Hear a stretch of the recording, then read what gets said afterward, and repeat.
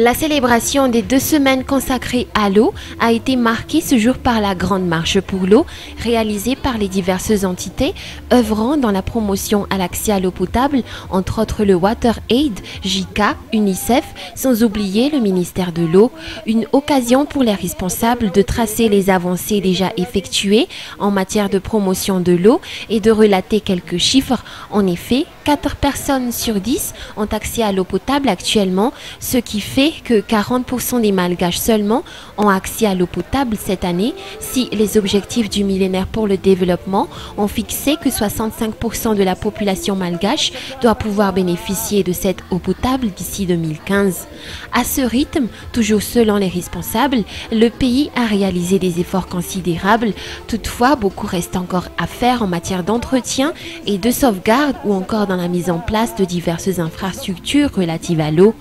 Le problème de l'eau concerne tout un chacun et chaque département en est concerné, a souligné le ministère de l'eau, Nirlantu Anjiamaaz, dans son allocution ce jour. Plusieurs manifestations ont été initiées par tous les acteurs concernés par cette célébration, entre autres cette grande marche pour l'eau, sur un trajet de 6 km pour montrer à quel point c'est fatigant pour les mères de famille d'effectuer 6 km tous les jours pour avoir de l'eau qui n'est pas encore tout à fait potable.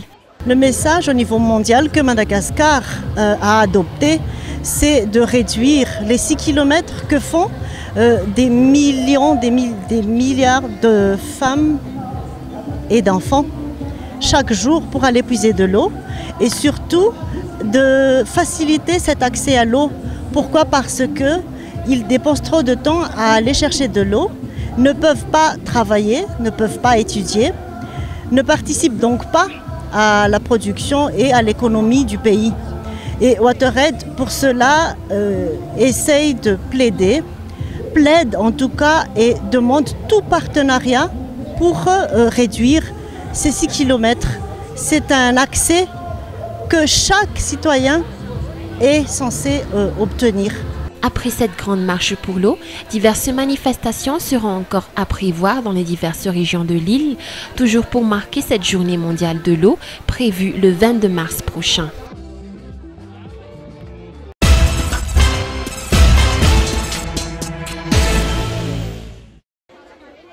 Les aides financières que la Grande Île a reçues durant l'année 2010 étaient des aides octroyées au secteur social du pays, à savoir la santé, l'éducation et la protection des droits humains, des secteurs touchant directement le quotidien de la population.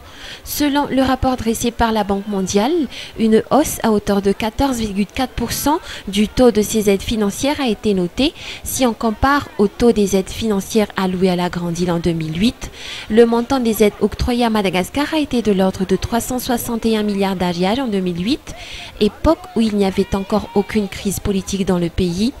L'année dernière, c'est-à-dire en 2010, Madagascar a pu recevoir des aides financières à hauteur de 521 milliards d'ariages.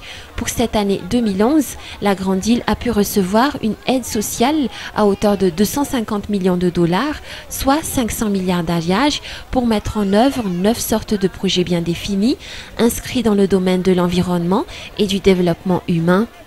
À cet effet, même si l'on est encore en pleine période transitoire, les aides sociales émanant des diverses institutions financières internationales, telles la Banque mondiale, perdurent. Quelques chiffres pour relater l'évolution des aides sociales allouées à la Grande Île depuis 2008. Aides relatives au secteur santé, éducation et protection des droits humains et sociaux. Le pays a reçu une aide sociale à hauteur de 360 milliards d'ariages en 2008. En 2009, ces aides ont été de l'ordre de 364 milliards d'ariages, 521 milliards d'ariages en 2010. Concernant les aides financières relatives à l'accès à l'eau potable, au transport, à l'énergie et dans le domaine de la communication, elles étaient à hauteur de 336 milliards d'ariages en 2008, 150 milliards d'ariages en 2009 et 160 milliards d'ariages l'année dernière. Pour ce qui est du secteur des mines et de l'industrie, du commerce ainsi que du tourisme, on a noté une baisse du taux des aides allouées. Elles étaient de l'ordre de 86 milliards d'ariages en 2008, 30 milliards d'ariages en 2009, pour finir à 22 milliards d'ariages en 2010. Pour ce qui est du secteur relatif au développement rural, de l'agriculture et de la pêche, les aides financières allouées en 2008 étaient à hauteur de 84 milliards d'ariages, 140 milliards d'ariages en 2009 et 100 milliards d'ariages en 2010. Concernant la protection de l'environnement, l'on a noté une aide estimée à 100 milliards d'ariages en 2008. Une baisse de ce taux a été remarquée car elle était de l'ordre de 48 milliards d'ariages en 2009 pour finir à 32 milliards d'ariages l'année dernière. Pour ce qui est des aides financières octroyées aux institutions malagasy, elles étaient à hauteur de 92 milliards d'ariages en 2008, 52 milliards d'ariages en 2009 et 56 milliards d'ariages en 2010. Une baisse plongeante a été pourtant remarquée au niveau de l'octroi des aides financières relatives au budget de l'État.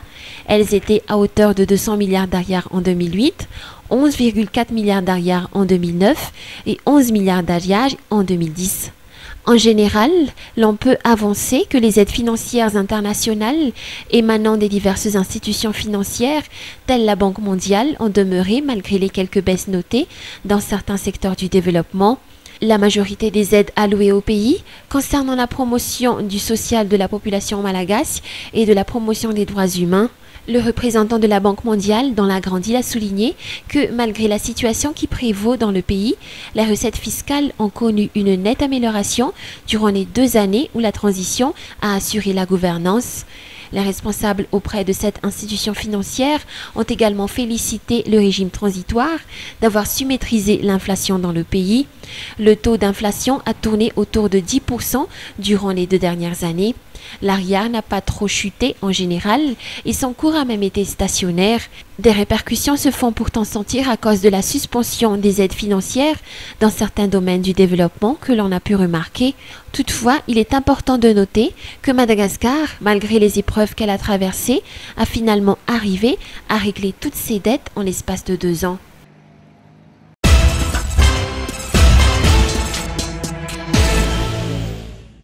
Le festival Grassroots de la FIFA a eu lieu au stade de Mamasne ce jour. Il s'agit d'un projet initié par la FIFA dans plus de 54 pays dans le monde, dont Madagascar a eu la chance d'en bénéficier cette année. L'objectif étant de détecter les nouveaux talents parmi les plus petits de 10 à 13 ans.